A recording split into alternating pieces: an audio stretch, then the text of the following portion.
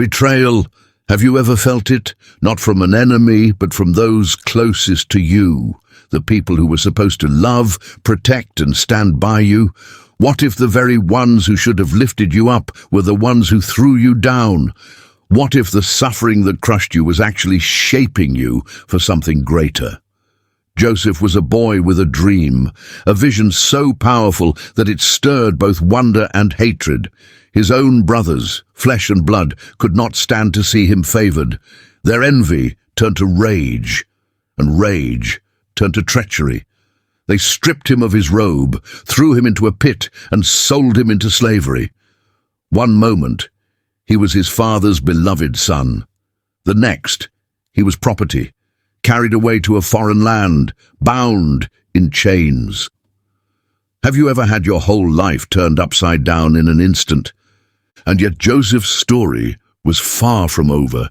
Egypt, the land of pharaohs and power, would become his battleground, his prison, and his redemption. He would endure false accusations, wrongful imprisonment, and years of silence.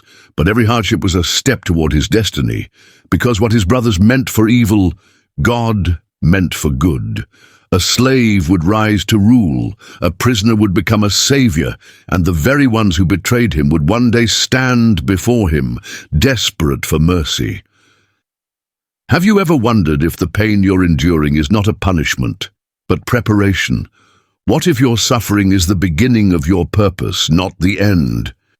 Joseph was a dreamer, a boy with visions of greatness, glimpses of a future where he stood above his brothers, where they bowed before him in reverence. He didn't understand it yet, but those dreams were more than just his imagination. They were a prophecy, a calling, but calling often comes with a price. His brothers hated him for it. They despised the favor their father showed him, the coat of many colors that marked him as special. It wasn't just a piece of fabric, it was a symbol of inheritance, of prominence, and it became the target of their jealousy. Joseph thought his dreams would bring him honor. Instead, they made him a target. Have you ever felt like your greatest gift was also your greatest curse, like the thing that made you special only brought you pain? The day everything changed started like any other. His father sent him to check on his brothers in the fields. But as they saw him approaching, their hatred boiled over. "Here comes the dreamer," they sneered. The decision was made before he even reached them. They attacked, stripped him of his robe, and threw him into a pit, helpless, alone, trapped in the darkness. Maybe he thought they were only trying to scare him. Maybe he still believed they would come to their senses. But then he heard voices, strangers, the clinking of coins, the sound of feet walking away. He was pulled from the pit, not to be freed, but to be sold. Shackles clamped around his wrists. His own brothers, his own flesh and blood, had sold him into slavery. Have you ever been betrayed by the very people who were supposed to love you? Dragged to Egypt, Joseph became property, a favored son, now a nameless servant. But even in chains, something different about him remained. The favor of God did not leave him.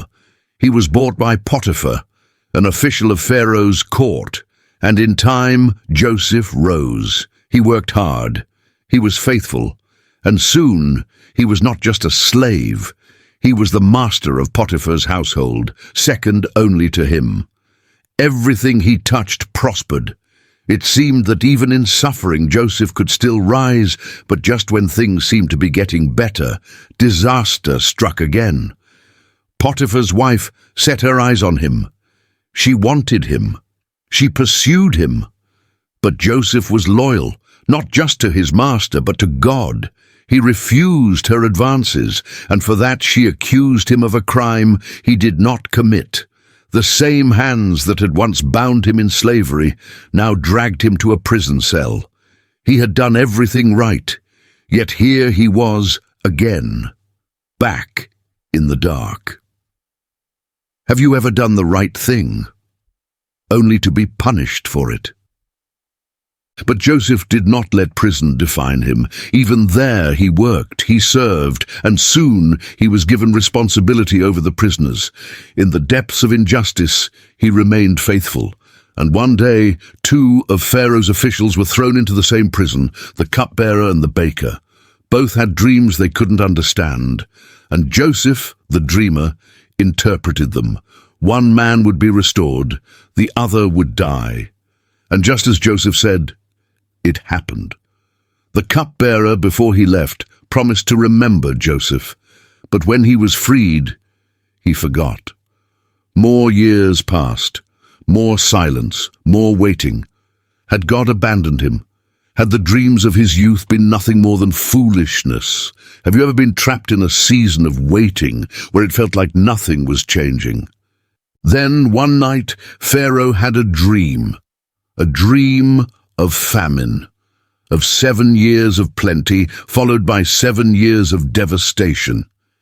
He searched for someone to interpret it, but none of his magicians, none of his wise men could. And then, at last, the cupbearer remembered. Joseph was pulled from the pit once again, but this time it was different. He was cleaned, dressed in royal robes, and brought before Pharaoh. And when Pharaoh explained his dream, Joseph spoke without hesitation. God has shown Pharaoh what is to come. 7 years of abundance, followed by 7 years of famine. A crisis was coming, and only wisdom could prepare them. Pharaoh was stunned. Can we find anyone like this man, one in whom is the Spirit of God? And in a moment, everything changed. The prisoner became a ruler. The slave became second in command over all of Egypt. Have you ever had a moment where, in an instant, your entire life turned around? The famine struck, the years of plenty ended, and the land began to starve. And in Canaan, Joseph's brothers felt the weight of it. Their father sent them to Egypt, where he had heard grain was stored. They had no idea that the man they would stand before, the one who held their fate in his hands, was the very brother they had betrayed. They bowed before him, just as the dream had foretold. But they did not recognize him. Joseph had all the power. He could have taken revenge. He could have made them suffer. But instead, he tested them. He accused them of being spies, demanded they bring their youngest brother, Benjamin. And when they returned, he set one final test. He planted a silver cup in Benjamin's sack and accused him of theft. And for the first time, Joseph saw something different. Judah, the same brother who had once led in selling him, now offered his own life in exchange for Benjamin's. The ones who had once thrown him away had changed. Have you ever seen someone you once hated transform before your eyes? Joseph could not hold back any longer. He sent the Egyptians away, stood before his brothers and wept. Then he spoke the words that would change everything. I am Joseph. Shock, terror, silence. The brothers who had betrayed him now stood before him, completely at his mercy, but Joseph did not seek revenge. He embraced them, he sent for his father, he restored his family, and then he spoke the words that defined his entire story. You meant evil against me, but God meant it for good. Every moment of pain, every betrayal, every prison cell, it had all led to this. Joseph was not just a ruler, he was a savior. Because of him, thousands would live. Have you ever looked back at your darkest moments and realized they led you exactly where you were meant to be? Joseph's suffering had a purpose. His pain positioned him for power. What others meant for evil, God turned into redemption. And in the end, the dreamer did not just see his dreams fulfilled. He saved the very people who had tried to destroy him. What if the things you thought were breaking you are actually preparing you for something greater? Joseph's story is proof that suffering is not the end, that betrayal, injustice, and waiting do not cancel out God's plan. What was meant to break him, God used to raise him. He was thrown into a pit, but ended up on a throne. He was betrayed, but became a savior. And through it all, he never let bitterness win. He never lost faith. His journey wasn't just about survival, it was about redemption. Every dark moment, every painful betrayal, every forgotten year was leading to something greater. He could have spent his life in anger, drowning in resentment for what his brothers did to him. But instead, he saw the bigger picture. He understood that what they meant for evil, God had turned into good. Have you ever looked back at your life and seen that the very things that hurt you most were the things that shaped you for your purpose? Joseph's life was a series of painful twists, but in the end, it was all part of God's design. He was not just placed in Egypt to save himself. He was placed there to save an entire nation. His suffering positioned him for greatness. His trials prepared him to rule, and because he refused to let pain harden his heart, his story became one of the greatest testimonies of forgiveness in history.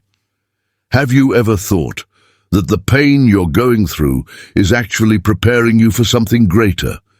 What if, like Joseph, you are not forgotten, but positioned? What if what looks like a setback is actually the setup for your destiny? Tell me, what part of Joseph's journey spoke to you the most?